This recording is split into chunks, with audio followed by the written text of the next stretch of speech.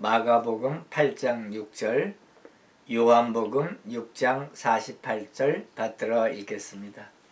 예수께서 무리를 명하여 땅에 앉게 하시고 떡 7개를 가지사 축사하시고 떼어 제자들에게 나누어 주게 하시니 제자들이 무리에게 나누어 주더라. 내가 곧 생명의 떡이니라. 아멘. 오늘은 신학적으로 매우 어려운 테마를 같이 나누려고 합니다. 예수님께서 이 주제로 말씀하셨을 때 많은 제자들이 예수님을 떠나고 다시 돌아오지 않은 사건입니다. 예수님께서 떡을 떼어서 오병이어의 기적과 칠병이어의 기적을 행하셨죠. 그 기적은 하늘에서 내려온 떡인 생명의 떡과 필연적으로 연결되게 되어 있습니다. 예수께서 벳세다 근처의 광야에서 5개의 떡으로 유대인 5,000명을 배불리 먹이시고 데가볼리 근처의 광야에서는 7개의 떡을 떼어 이방인 4,000명을 배불리 먹이신 이 기적은 이중적 의미가 있는 메시아의 연회인 것입니다. 메시아인 예수께서 연회를 베푸시고 떡을 떼어 수많은 무리를 배불리 먹이신 이 메시아의 연회는 2가지의 뜻이 있는 것이죠. 첫째는 예수 그리스도를 따르는 사람들에게 물질적인 필요를 채워주시며 만족을 주신다는 뜻이죠. 예수께서는 따르는 사람들, 믿는 사람들의 의식주에 관심이 있으시고 긍휼히 여기시며 필요한 모든 것을 채워주신다는 그러한 메시지를 전하고 계신 것이죠. 둘째로는 하늘로부터 오는 떡, 하늘에서 내려오는 떡, 곧 생명의 떡을 이 메시아의 연회에서 베푸르셨다. 수많은 무리들에게 생명의 떡을 떼어 나누어 주셨다. 그래서 생명을 주셨다는 메시지입니다.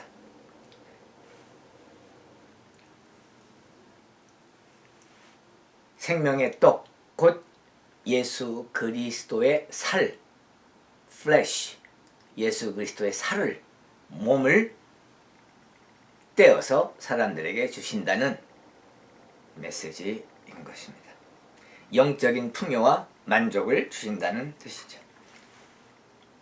두 강야에서 예수께서 떡을 떼어 축사하시고 떡을 증가시키시며 수만 명이 먹게 하신 것은 물질적인 증가와 축복을 뜻합니다.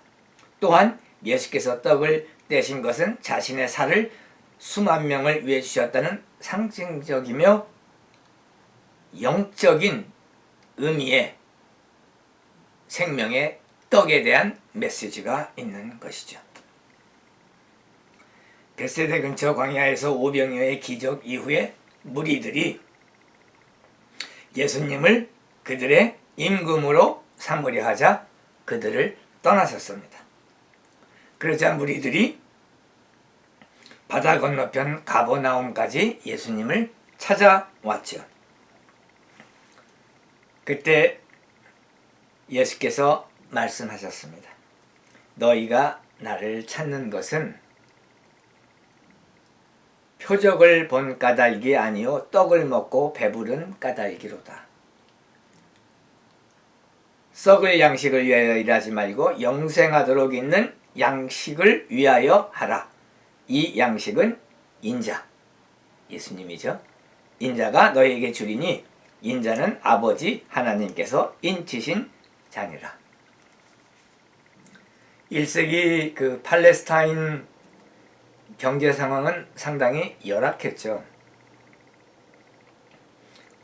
농업 생산을 그 경제적인 기반으로 하였습니다.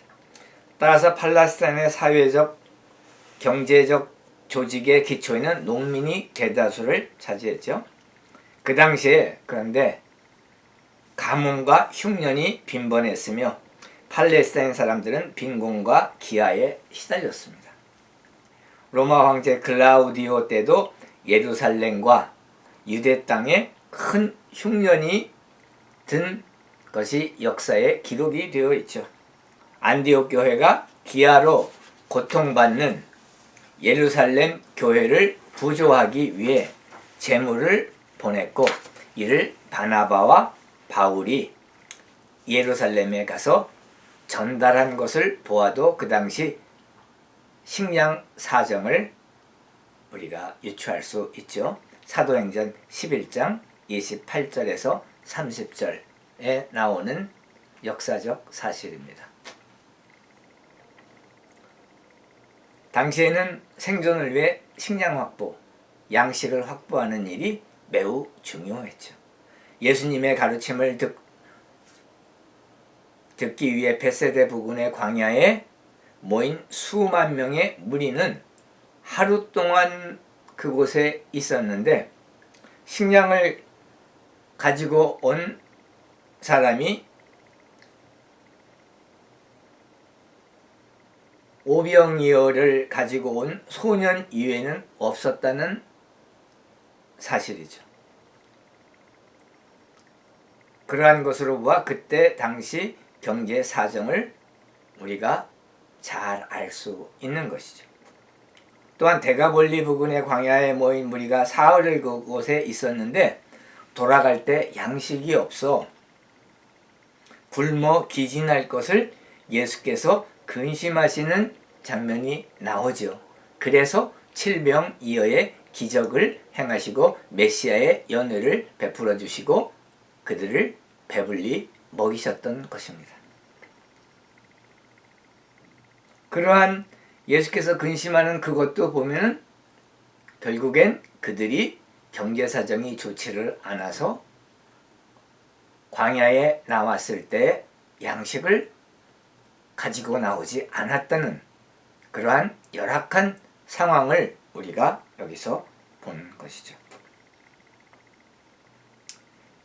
그런데 우리들이 보니까 오병이어로 수만 명이 배불리 먹고 남은 조각을 12광주리에 채우는 그러한 기적을 보고 예수님만 따라다니면 항상 배불리 먹고 양식 걱정 안 해도 되겠다, 그렇게 생각하고 예수님을 그들의 왕으로 삼으려 했고, 주님이 떠나시자 가버나움까지 찾아온 것이죠.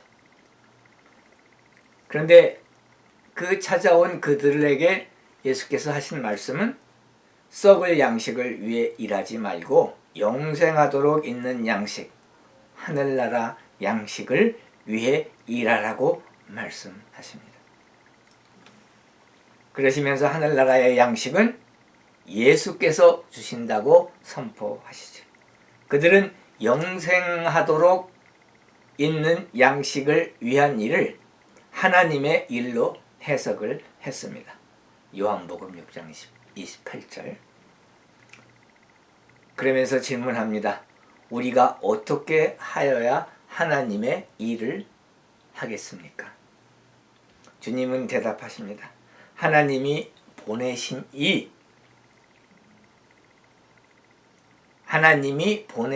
일을 믿는 것이 하나님의 일이다. 곧 하나님이 보내신 예수 그리스도를 믿는 것이 하나님의 일이다. 이렇게 말씀하십니다. 그러자 그들이 다시 질문하죠. 예수께서는 본인이 하나님이 보내신 자, 곧 하나님의 아들이며 메시아이며 그리스도라고 하시는데 그것을 입증할 수 있는 하늘로부터 오는 표적이 무엇입니까?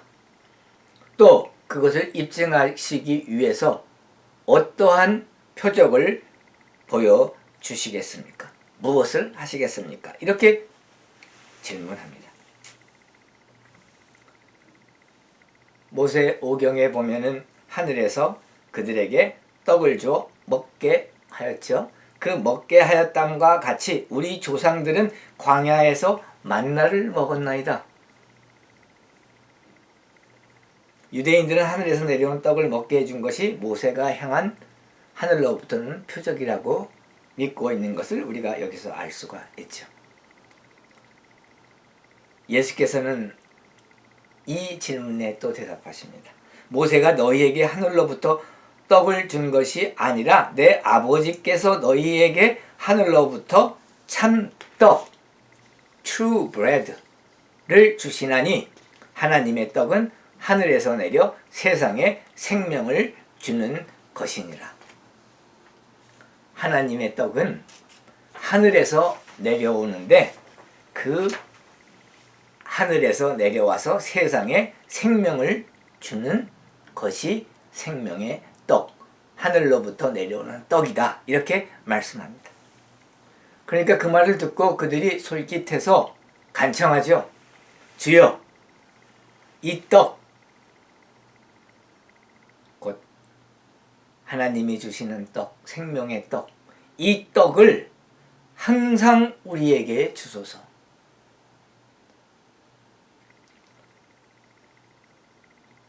우리에게 항상 주소서 이렇게 간청하니까 예수님께서 대답하십니다.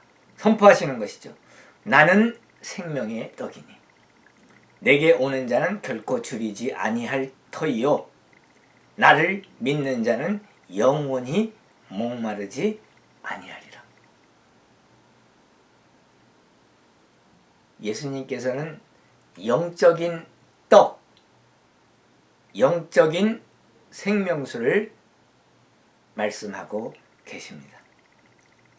그런데 유대인들이 주여 이 떡을 항상 우리에게 주소서 할 때 그 이 떡은 육적인 떡, 물질적인 떡을 의미하고 영적인 떡을 의미하지 않았습니다.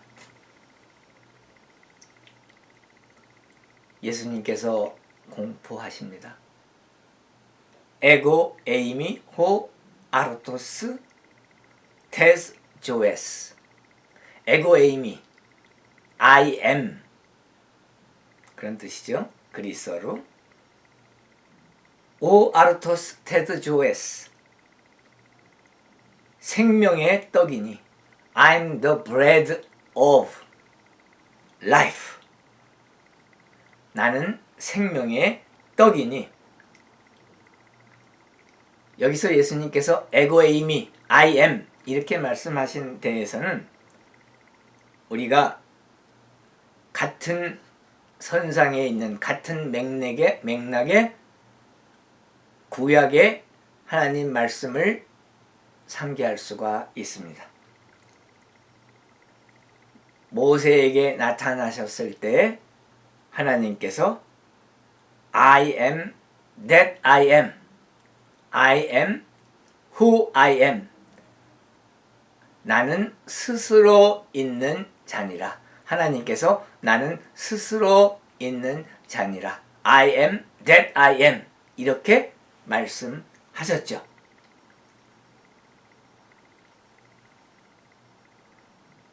즉 출애굽에서 모세를 만나셨을 때 하나님께서 하나님의 정체를, 하나님의 신분을 내가 하나님이다라고 밝히신 것처럼 신약 시대에서는 예수님께서 사람들에게 에고 에이미 I am 내가 곧 하나님이다 라는 것을 그 신분을 밝히고 계시는데 거기에서 보면은 에고 에이미 호 아르토스 테드 조에스 I am the bread of life 내가 생명의 떡이라 이렇게 선포하고 계시는 것이죠. 사도 요한은 예수님이 하나님이시라는 진리로 요한복음을 시작합니다. 태초에 말씀이 계시니라. 말씀, 로고스. 이 말씀이 하나님과 함께 계셨으니, 이 로고스가 하나님과 함께 계셨으니 이 말씀은 곧 하나님이시니라.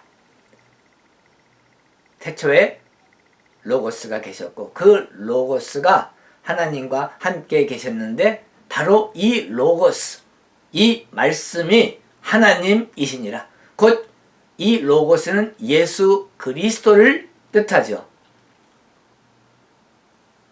이 말씀은 태초에 예수 그리스도께서 계시니라. 예수 그리스도께서 하나님과 함께 계셨으니 예수 그리스도는 곧 하나님이시라 라는 말씀입니다. 그가 태초에 하나님과 함께 계셨고 만물이 그로 말미암아 지은 바 되었으니 지은 것이 하나도 그가 없이는 된 것이 없느니라. 곧 로고스, 예수 그리스도는 하나님과 함께 계셨고 하나님 아버지와 함께 계셨는데 이 예수 그리스도는 곧 하나님이시며 그가 창조주이시다라고 요한복음 1장 1절에서 3절에서 이렇게 말씀하고 있습니다. 사도 바울도 예수님이 하나님이심을 증언하시죠. 그는 근본 하나님의 본체, 하나님의 본체라고 하는 것은 모르페세우, 그리스어로 모르페세우, 영어로 이것을 번역하게 되면 in the form of God, 하나님의 형태이시다. 모르페세우. He is in the form of God. 하나님의 형태를 가지신 분이시다. 하나님의 본체이시다.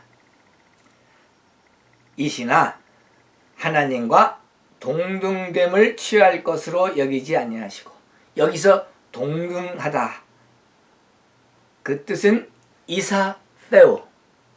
이사세오는 equality with God, 하나님하고 동등하신 거예요.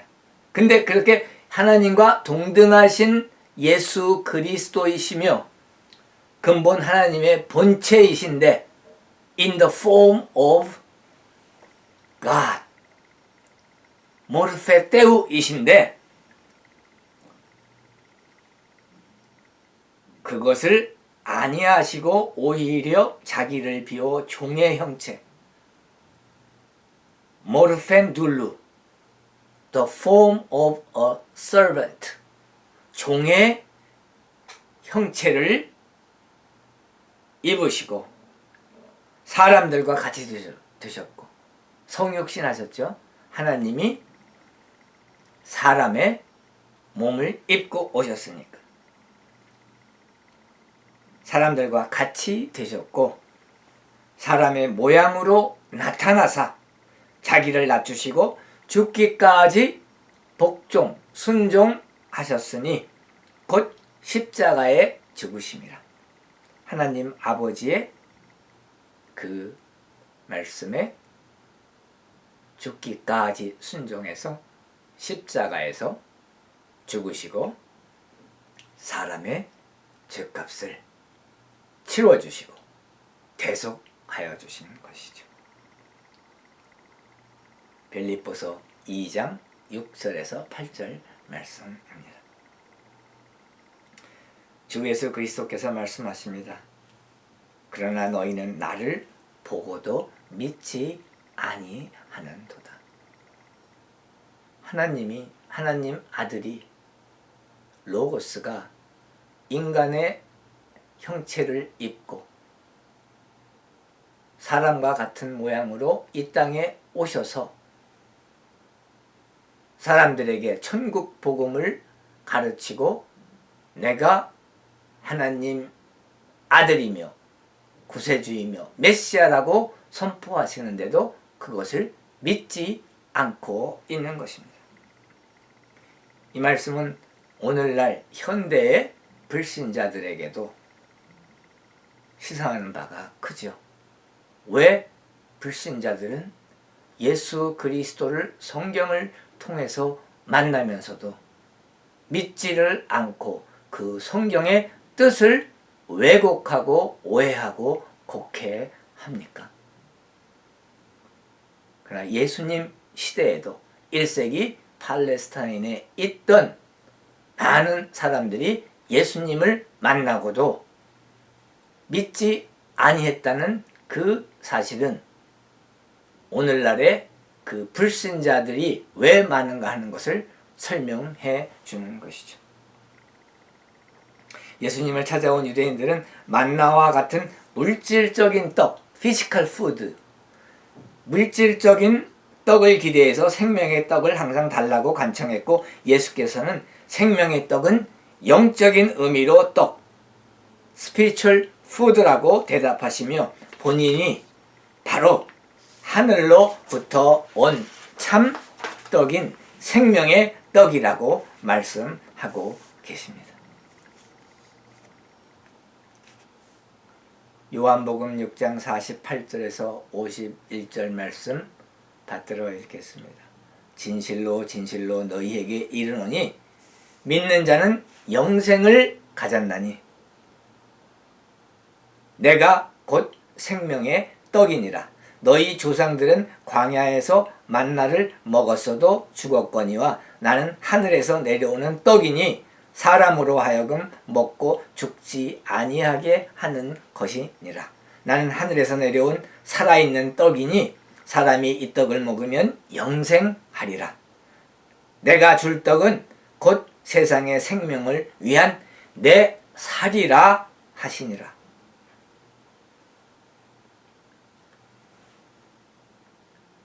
예수님을 찾아온 그 유대인들이 모세 시대 때 하늘로부터 내려온 만나에 관해서 언급했습니다. 만나를 얘기했어요. 그러니까 예수님께서 그 만나를 예수님 생명의 떡과 비교하신 것입니다. 너희 조상들이 광야에서 만나라는 떡을 하늘로부터 내려오는 만나를 먹었지만 그러나 그들은 죽었다. 그러나 생명의 떡인 나를, 내 살을 먹는 자는 죽지 아니하고 영생을 얻는다. 이렇게 말씀하고 계신 것입니다. 생명의 떡을 먹는 자는 죽지 아니하고 영생을 한다. 영원히 산다는 것을 여기에서 선포하고 계십니다. 세상의 생명을 위한 내 살을 내가 주고 그 내 살을, 예수 그리스도의 살을 먹는 자들은 영원히 산다. 영생을 누린다. 이렇게 아주 그 센세이셔널한 말씀을 하시니까 유대인들이 서로 다투며 논쟁했어요. 이 사람이 어찌 능히 자기 살을, 플래시, 자기 그 몸을, 플래시, 살을 우리에게 주어 먹게 하겠느냐. 유대인들은 여전히 물질적 양식으로 해석하며 영적인 양식으로 해석할 줄을 모르는 것이죠. 영적인 양식을 물질적인, 육적인 양식으로 오해하고 예수님의 이 말씀을 카니발리즘으로 이해하는 큰 오류를 범하는 것이죠. 카니발리즘이라고 하는 것은 사람이 사람을 잡아먹는 식인주의를 얘기하는 것입니다. 종교적으로 이러한 식인주의의 그러한 행태들이 있었던 것은 우리들에게 알려진 것이죠. 고대에. 그런데 예수 그리스도의 살을 먹고 영생을 누린다는 그 말을 듣고 그것을 그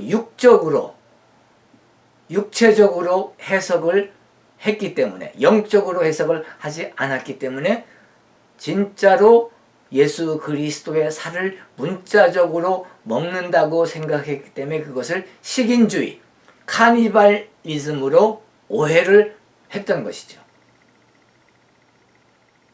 그러나 예수 그리스도께서 내 살을 먹고 영생을 누린다는 그 말씀은 우리가 영적으로 해석해야만 하는 것입니다. 인자의 살을 먹지 아니하고 예수의 살을 먹지 아니하고 인자의 피를 마시지 아니하면 너희 속에 생명이 없느니라. 내 살을 먹고 내 피를 마시는 자는 영생을 가졌고 Whoever eats my flesh and drinks my blood has eternal life. 내 살을 먹고 내 피를 마시는 자는 영생을 가졌고 마지막 날에 내가 그를 다시 살리리니 내 살은 참된 양식이요 내 피는 참된 음료로다. 내 살을 먹고 내 피를 마시는 자는 내 안에 거하고 나도 그의 안에 거하나니. Whoever eats my flesh and drinks my blood remains in me. 내 안에 거하고 Whoever eats my flesh and drinks my blood remains in me and I in him. 그리고 나도 그 안에 있느니라.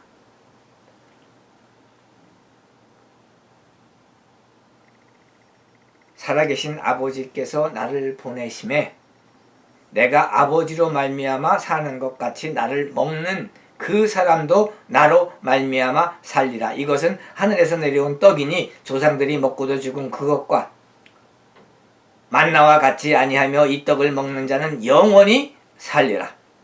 This is the bread that came down heaven.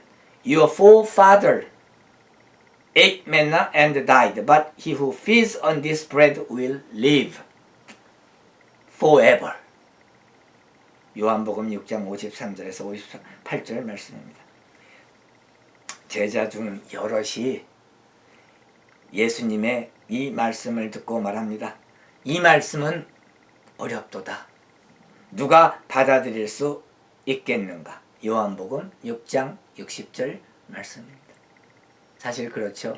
우리가 예수 그리스도의 살과 피를 먹으면 예수 그리스도께서 내 안에 계시고 내가 예수 그리스도 안에 있다는 이 말씀은 어려운, 신학적으로 매우 어려운 말씀입니다. 제자들이 수군거리는 것에 대답하신다. 이 말이 너희에게 걸림이 되느냐? 내 살을 먹고 내 피를 마셔야지만 영생을 얻고 너희가 내 안에 거하고 내가 너희 안에 거하고 하나님 아버지께서 예수 그리스도 안에 거하신 것처럼 너희도 내 안에 거한다. 이 하신 말씀이 걸림이 되느냐? 그러면 인자가 예수가 이전에 있던 곳 하늘나라죠.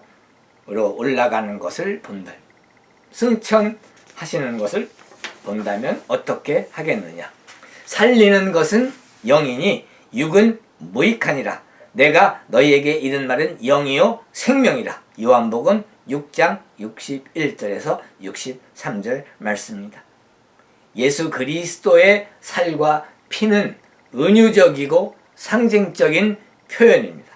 Metaphorical and figurative speech.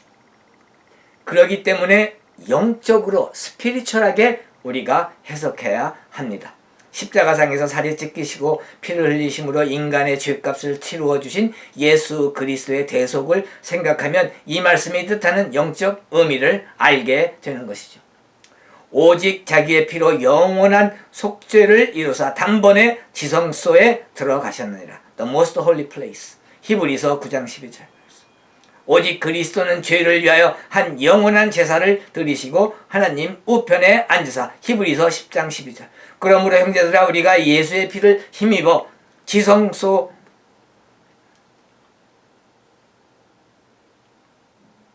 들어갈 담력을 얻었나니 그 길은 우리를 위하여 휘장 가운데로 열어놓으신 새로운 살 길이요 휘장은 곧 예수 그의 육체니라.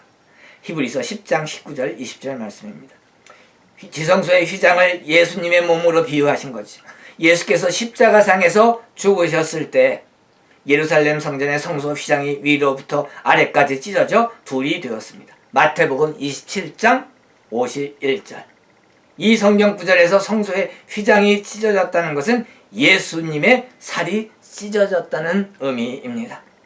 지성소에는 일반 사람들이 들어가면 죽었고 오직 대제사장만이 들어가서 하나님의 영광을 만나고 황소와 염소의 피를 언약궤 위에 씌운 자에 뿌리고 이스라엘 사람들의 죄사함을 받았죠.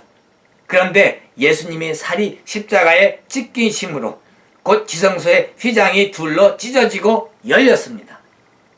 이 말씀은 모든 사람들이 십자가 사건 이후에는 예수 그리스도의 찢어진 살과 피를 힘입어 지성소에 들어가 하나님을 직접 만날 수 있게 되었다는 것을 상징적으로 표현하는 것입니다. 더 이상 사람의 죄를 사함받기 위해 속죄일에 대제사장이 짐승의 피를 들고 지성소에 들어갈 필요가 없어진 것입니다. 율법을 따라 피 흘림이 없으면 죄사함이 없다고 했습니다. 예수님께서 오신 것은 율법을 폐하러 오신 것이 아니고 율법을 완성하기 위해 했다고 선포하셨는데 바로 율법을 따라서 피 흘림이 반드시 있어야 죄사함이 있었는데 이 율법을 완성하시기 위해서 예수님께서 십자가상에서 살이 찢어지시면서 피 흘리시고 죄사함을 주신 것이죠. 히브리서 9장 22절의 말씀입니다. 예수님의 살과 피를 먹는다는 것은 예수님의 찢어진 살과 피를 의지하여 모든 사람이 지성소에 들어가 하나님으로부터 죄사함을 받고 그의 자녀가 되고 백성이 되고 그의 아들, 딸이 되어 영원히 하늘나라에서 살게 된다는 것입니다. 예수님의 살과 피를 먹는다는 것은 바로 예수님의 찢어진 살과 피를 의지하여 모든 사람들이 지성소 또 홀리 오브 홀리스에 들어가 하나님으로부터 죄사함을 받고 그의 아들과 딸이 되며 그의 백성이 되어 천국 백성이 되어 거룩한 백성이 되어 하나님과 함께 영원히 천국에서 살게 된다는 것을 말씀하고 계신 것입니다. 또한 예수께서 자기가 생명의 떡이라고 하신 것은 예산 동산에 있던 생명나무의 열매를 암시하시는 것이죠. 생명나무의 열매를 따먹으면 영생한다고 성경은 말씀하고 있습니다. 창세기 3장 22절, 계시록 22장 14절. 인간의 죄사함을 위해 하나님의 아들이신 예수께서 인자의 살과 피를 희생 제물로 주신 것이죠. 우리는 예수 그리스도와 연합하고 하나가 되기 위해 생명의 떡을 받아 먹어야 합니다. 예수의 살과 피를 먹는다는 것은 은유, 메타포입니다. 영적으로 해석해야 하는 것이죠. 육체적으로 해석한 제자들은 카니발리즘으로 이 말씀을 받아들였고 예수님을 떠났습니다. 그때부터 그의 제자 중에 많은 사람이 떠나가고